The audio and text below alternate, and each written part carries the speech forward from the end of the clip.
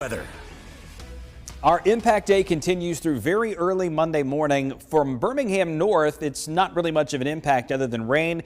From Birmingham south, it's primarily places like Chilton County, Coosa County, Tallapoosa County, and south of there where a risk of a severe storm could still develop through about 3 o'clock in the morning. Flash flooding, one of the bigger problems that we are facing. A flash flood warning is in effect in Chilton, Coosa, and Tallapoosa counties, and a new severe thunderstorm warning is in effect right now in Coosa and Tallapoosa counties, as well as parts of Chambers and Randolph. The leading edge of some pretty strong wind gusts, about 40 to 60 miles per hour, right on top of Equality and Nicksburg, and that storm is tracking eastbound, and as it does, it's mostly going to be a Tallapoosa County issue here over the next 10 to 15 minutes, even though that warning is technically in effect until 11:30 p.m. So down to the south, Equality, Alexander City, Dadeville in the path. See this comma head looking feature? There's some twist to that too, so we'll be watching out Lake Martin and then points east of there for the threat also of a tornado, because there is a tornado watch in effect right now in Chilton,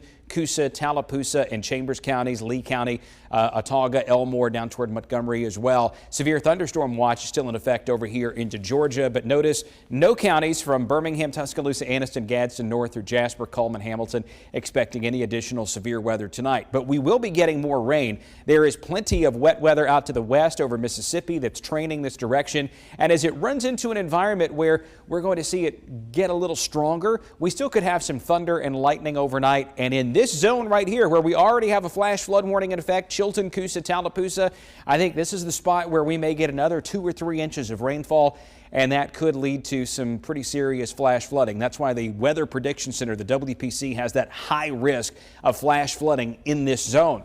To the south, 1 o'clock in the morning, a band of heavy thunderstorms still rolling close to U.S. Highway 80. We get scattered storms around the Birmingham area. By 4 o'clock in the morning, those are starting to move out. Yes, I still think there's potential for a few showers through about 8 or 9 a.m., but after that, the sun will start to come out, and tomorrow is looking like a much brighter day. So we still have the potential of about 1 to 2 more inches of rain, primarily south of Interstate 20, much lighter amounts north of Birmingham. And by the time we get into tomorrow afternoon, this chance of rain is a memory. We'll be back in the mid-70s on Monday, the high close to 74 degrees in Birmingham. No more impact weather for at least the next few days here. Some spotty showers come in on Tuesday, not a lot of rain there. Wednesday looks dry. Thursday, we're warming up again, the high back to 75 after morning lows in the 40s.